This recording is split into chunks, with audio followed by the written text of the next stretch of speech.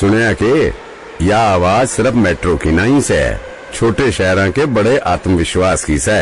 मोदी जी आए उससे पहले सिर्फ 4 बड़े शहरों में मेट्रो थी, आज 20 में से और भी बनने लगी से। यह सिर्फ मेट्रो की नहीं, विकास की गाड़ी पटरी पे आने की आवाज से। इतने highway, port, airports, modern station बन गए से, फिर भी मोदी जी कह रहे हैं कि यो तो बस ट्रेलर है। देश ने और आगे ले जाने की गारंटी मोदी जी की और मोदी जी ने आगे ले जाने की गारंटी मेरी। कमल का बटन दबाएं, भाजपा को जिताएं।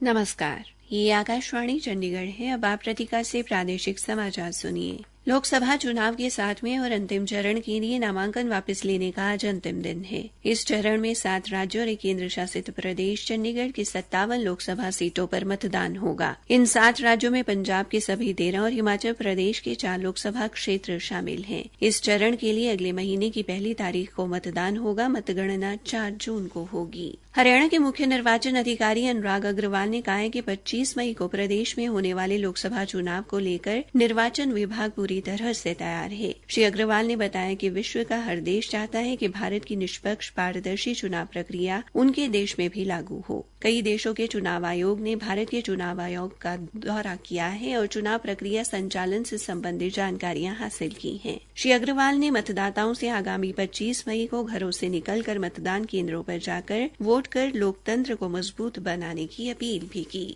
हरियाणा जन चेतना पार्टी के प्रमुख विनोद शर्मा ने भारतीय जनता पार्टी को समर्थन देने का ऐलान किया है। अंबाला में पत्रकार वार्ता में श्री शर्मा ने कहा कि वे प्रधानमंत्री नरेंद्र मोदी की नीतियों से प्रभावित होकर पूरे हरियाणा व अंबाला में बीजेपी का समर्थन कर रहे हैं। पत्रकार वार्ता में उनके बेटे राज्यसभा सांसद कार्तिकेय शर्मा भी उपस्थित रहे। पत्रकार वार्ता से पहले श्री विनोद शर्मा ने अपने कार्यकर्ताओं के साथ बैठक भी की। कांग्रेस के वरिष्ठ नेता भूपेंद्र सिंह हुड्डा ने कल कुरुक्षेत्र के विभिन्न हलकों में आम आदमी पार्टी के प्रदेशाध्यक्ष और इंडी गठबंधन के तहत कुरुक्षेत्र लोकसभा क्षेत्र से प्रत्याशी डॉक्टर सुशील गुप्ता के लिए वोट मांगे। उन्होंने जनता से डॉक्टर गुप्ता को भारी बहुमत से जिताने की अपील की। प्रचार के दौरान उनके साथ सुशील गुप्ता, पूर्व मंत्री अशोक अरोड़ा, पूर्व सांसद कैलाश हुसैनी और लाडवा से विधायक मेवा सिंह भी उपस्थित रहे। विभिन्न जगह पर प्रचार के दौरान पूर्व मुख्यमंत्री ने कहा कि 26 दलों का गठबंधन हुआ है जो देश के संविधान और लोकतंत्र को बचाने के लिए हुआ है। हिसार लोकसभा क्षेत्र से जननायक जनता पार्टी की प्रत्याशी नैना चौटाला ने कल हिसार शहर में जनसंपर्क किया। इस अवसर पर पत्रकारों से बातचीत में उन्होंने कहा कि महिला शक्ति उनकी सबसे बड़ी ताकत है। श्रीमती चौटाला ने कहा कि हिसार लोकसभा क्षेत्र में उनका मुकाबला अन्य पार्टी के नेताओं से नहीं है, वो जीत के संकल्प के साथ लोगों से मिल रही हैं। उन्होंने डब्वाली के विधायक के तौर पर और जननायक जनता पार्टी द्वारा महिलाओं के लिए किए गए कार्यों का हवाला देते हुए कहा कि अगर जनता ने उन्हें लोकसभा भेजा तो वो महिलाओं की शिक्षा, सुरक्षा व स्वास्थ्य के लिए काम करेंगी। ग्राम स्वराज किसान मोर्चा द्वारा गठित गौ किसान समृद्धि ट्रस्ट की खावा टीम द्वारा कल भिवानी जिले के